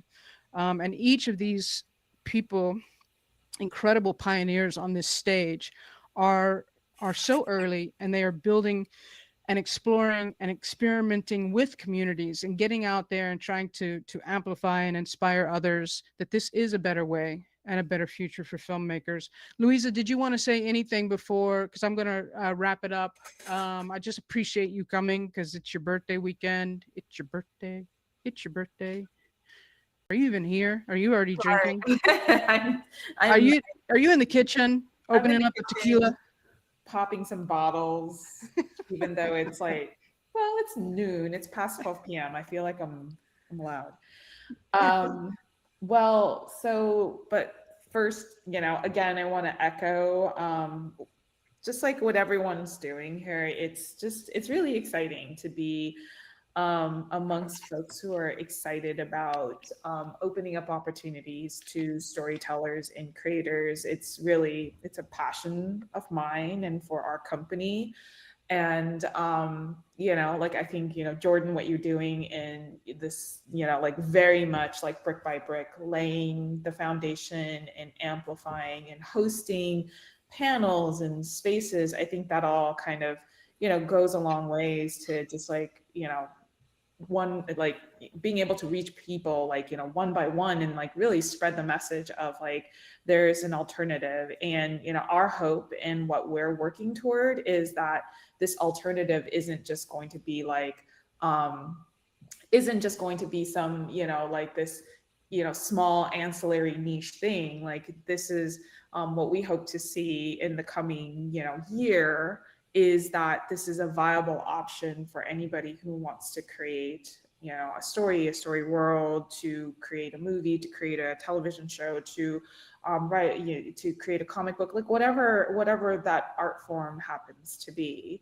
And we think that Web3 is such an amazing avenue to be able to do that, and for being able to bridge and connect between the creator and the fan communities, because really like those are the only two components that matter the most, right? Without the creator and without the fans, you really like everything else in between is there to facilitate those two like critical components. And I think just like what everyone is doing here, and everyone here at this panel, and including the audience members, I just think that everyone's a pioneer in this space. Even if you're just a participant, you're doing a lot to kind of like move and change the paradigm of how content and how stories are being created and shaped.